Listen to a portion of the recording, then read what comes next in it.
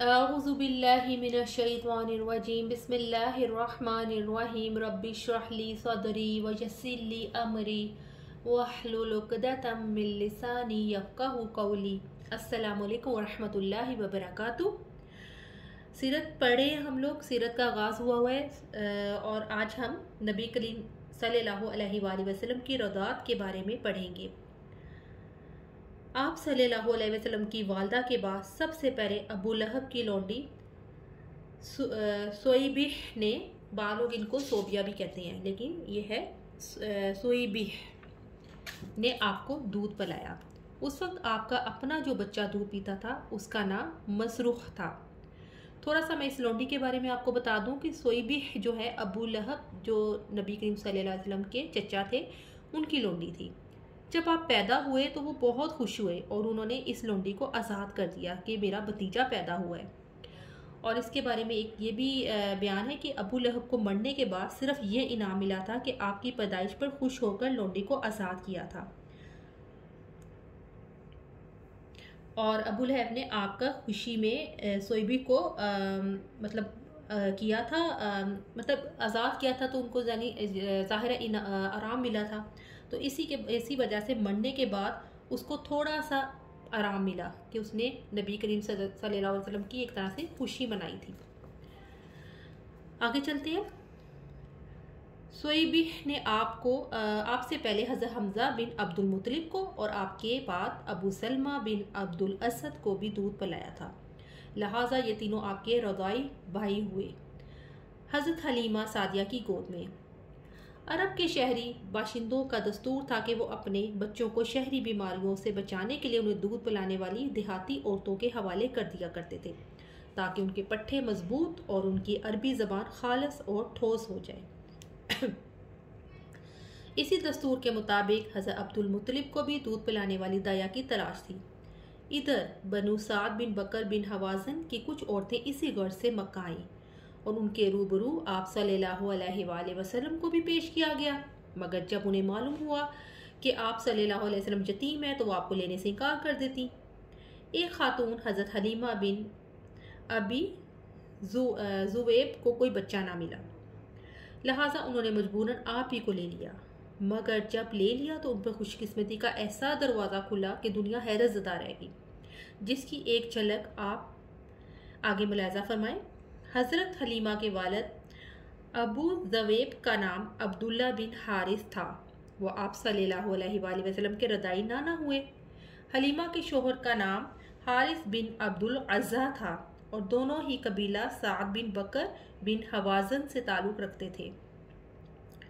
इस तरह हारिस के बच्चे बच्चियां आपके रदाई भाई बहन हुए, जिनके नाम ये हैं अब्दुल्ला, अनीसा, जरामा, उनका लक़ब शीमा था और इसी से वो मशहूर हुई। वो कदरे बड़ी थी और आपको गोद खिलाया करती थी।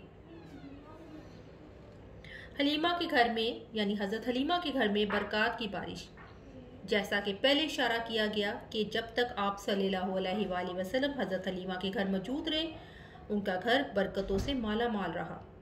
हज़रत हलीमा का बयान है कि वो जब मक्का आई थी तो कहत साली का दौर था। उनके पास एक गद्दी थी जो इस कदर कमज़ोर और दुबली थी कि पूरे काफले में सबसे सुस्त और मरियल चाल चलती थी। एक ऊँटनी भी थी मगर वो एक कतरा दूध ना देती थी। हज़रत हलीमा का अपना बच्चा भूख की बेकरारी से पूरी रात बिलखता और चीखता रहता, ना खुद सोता ना माँ बाप को सोने देता। मगर जब वो आप सल्लल्लाहु अलैहि वसल्लम को लेकर अपने डेरे पर आई और गोद में रखा तो सीना दूध से भर गया, हत्ता कि आपने शिकमसीर होकर दूध पिया और आपके साथ हलीमा के बच्चे ने भी जी भर कर पिया। वे दोनों आराम से सो गए। इधर शोहर उठकर ऊँटनी के पास गया तो क्या देखता है कि थन से दूध उबला चाहता है। चनाचा उसने इस कदर दूध दोहा कि दोनों ने खूब आसूदा और सैराब होकर पिया और नहायत पुरसुकून रात गुजारी। सुबहान अल्लाह, हमारे प्यारे नबी सल्लल्लाहु अलैहि वसल्लम की बरक़ात, कितनी अच्छा लगता है ना इनकी बरक़ात का पढ़ के। मक्का से वापसी के दौरान में हज़रत हलीमा इसी खस्ता हाल गद्दी पर सवार हुई और अपने साथ आपको भी लिया, मगर अब वही गद्दी जो इस कदर तेज़ चली कि पूरे काफिले को काट कर आगे निकल गई और कोई गधा उसका साथ ना पकड़ सका।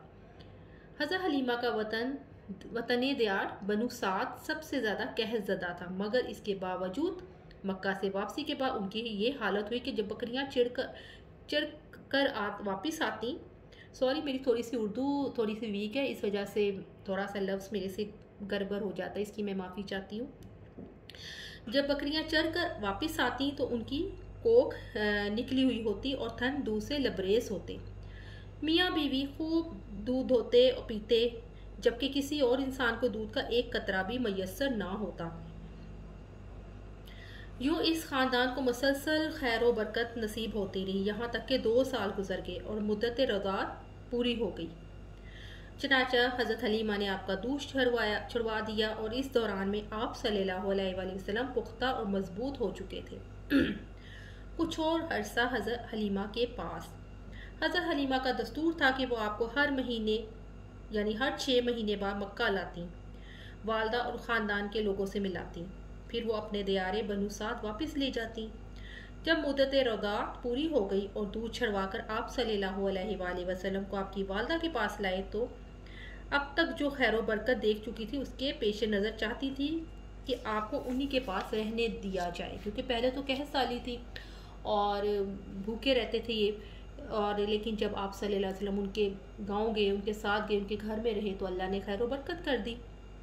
चनाचा उन्होंने आपकी वालदा से कहा, क्यों ना आप बच्चे को मेरे पास ही रहने दें ताकि वो ज़रा और मजबूत हो जाए, क्योंकि मक्का की वबा से डर लगता है। वालदा इस पर राज़ी हो गई और हलीमा आपको लेकर खुशी खुशी अपने घर वापस आ गई और आप सल्लल्लाहु अलैहि वसल्लम तकरीबन मज़ीद 2 साल तक वहीं रहे। फिर आपका सीना चाक किए जाने का वाक़या पेश आया, जिससे डर कर हज़रत हलीमा और उनके शोहर ने आपको आपकी वालदा के हवाले कर दिया। सीना मुबारक चाक किया जाता है। अनस बिन मालिक रज़ी अल्लाह ताला अन्हो का बयान है कि आप बच्चों के साथ खेल रहे थे कि हज़रत जिब्रील अलैहिस्सलाम तशरीफ़ लाए और आपको लिटाकर सीना चाक कर दिया। फिर आपका दिल निकाला और उसमें से एक लोथरा निकाल कर फरमाया, ये शैतान का हिस्सा है ये शैतान का हिस्सा था जो निकाल दिया गया। फिर दिल को सोने के तश्त में जमजम के पानी से धोकर जोड़ दिया और उसी जगह पलटा दिया। इधर बच्चे दौड़कर आपकी माँ यानी दाया के पास पहुंचे और कहने लगे, मोहम्मद सल्लल्लाहु अलैहि वसल्लम को कत्ल कर दिया गया है, क्योंकि उनके सामने ये वाक़या हुआ था और हज़रत जिब्रील अलैहिस्सलाम ने निकाल के सामने रखा था दिल, और फिर उन्होंने जो है सिया भी था। वो लोग झट पहुंचे तो देखा रंग उतरा हुआ था आप सल्लल्लाहु अलैहि वसल्लम की, मतलब ऐसे उन्होंने जब देखा तो ऐसा था जैसे आपकी हार्ट सर्जरी हुई है। हज़रत अनस रज़ी अल्लाह ताला अन्हो का बयान है कि मैंने नबी करीम सल्लल्लाहु अलैहि वसल्लम के सीने पर सिलाई का असर देखा करता था। माँ की आगोश मोहब्बत में इस वाक़या के बाद आप सल्लल्लाहु अलैहि वसल्लम को मक्का पहुँचा दिया गया और आपने अपनी माँ के साया मोहब्बत में अपने ख़ानदान के अंदर तकरीबन 2 बरस गुजारे। फिर वालदा दादा उम्मे ईमन के साथ मदीने का सफ़र किया, जहाँ आपके वालिद की कब्र भी थी और दादा का ननिहाल भी। आप मदीने में 1 माह रहकर वापस आए तो रास्ते में आपकी वालदा बीमार हो गई और अबवा पहुंचकर वफात पा गई। उन्हें वहीं दफन कर दिया गया।